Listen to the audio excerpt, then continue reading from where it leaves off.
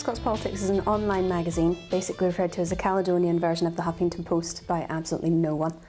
It's a Monday to Friday publication where basically we get one article like leading every day from students, from professional journalists, from anyone who really wants to get in contact. I'm the editor, which basically sounds a lot more glamorous and Mad Men-esque than it actually is. It's basically staying up until 2 o'clock in the morning, every morning, editing people's pieces, getting them on the site, dealing with all the angry comments that come flooding in, massaging the egos of writers, and doing the advertising. The magazine's been running since September, so we hit our 200th post, Friday, which was kind of nice.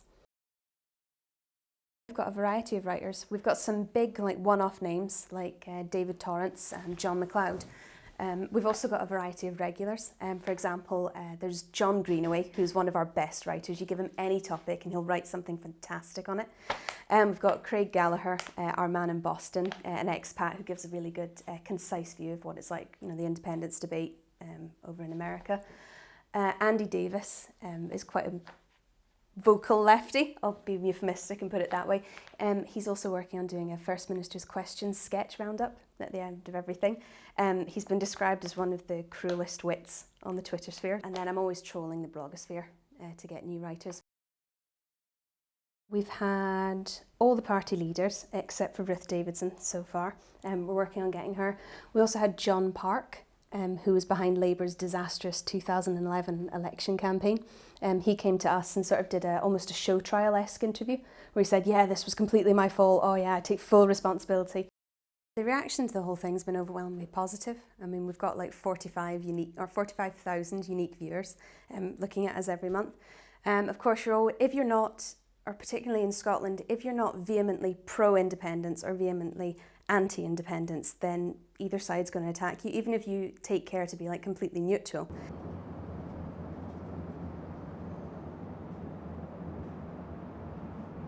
I think there's definitely a place for the print magazine. I mean, for example, I've got a subscription to the New Statesman that comes through the letterbox every Friday. There's something very satisfying about sitting down and thinking, right, okay, I'm actually going to read this from cover to cover. When people read online, they read in a completely different format. I don't know if you're aware, but they read in an F format. So they'll kind of scan the top line and look halfway down the second and then just look for keywords. So you've got to be a lot more aggressive and brutal if you're writing online. Whereas if you're writing for print media, you can actually take time, develop an argument. It's more of an art form. I do think that online content will take over physical stuff in the future just because it's easier to access and technology is advancing, making it so much easier for people to get to. Whereas I think newspapers will still be around, but more sort of a niche type thing for people who specifically want those kind of articles. I'd hope that it doesn't take over because I think a lot of people, myself included, really like having a physical thing like a newspaper. I mean, I can see the benefits of everything being online. I don't actually get much time to write articles that I'd like to do, so what I tend to do is have the ideas and then I'll fob them off onto another writer. I'm writing something at the moment about identity, because I don't know if you've noticed, but some of the most vocal people arguing for Scottish independence don't tend to live here. The ones that get the most traffic tend to be the independent, the very pro-independence ones. Actually, the LGBT ones get quite a lot. There's a guy who writes for us, Chris Jen, and he racks up way over 1,000 views, every day for every article, which is quite nice. And I don't know if it's because there's not much of a presence there on that particular scene. If there's not a lot of LGBT politics being discussed in, a vaguely mainstream thing. If you look at the other stuff that comes under the heading of politics, you'll see that some of the most vocal for and against people do tend to be people of our age group. For example, you've got the equal marriage debate, you've got that woman dying in the hospital in Galway because she wasn't having an abortion. That's all politics. And I think our generation's a particularly good one for it. For example, we're living in a time of social upheaval. We've got riots in the street, we've got the traditional ruling classes return to power, we've got all these people who, they did everything right, they did everything that they were told to do, and they still can't get jobs. They're being told they're going to have to work until they're 95 and a half or something like that. They're not going to get any houses. Basically we've been completely sold out and lied to.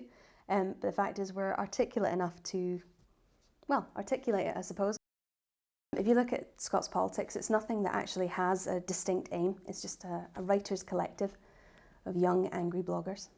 I think people know a lot more about politics, mainly because of the recession and Scottish independence. I think especially the younger generation. I think if you didn't already have an opinion, or you weren't willing to go out and make a stand for something or say something, then you're not going to now.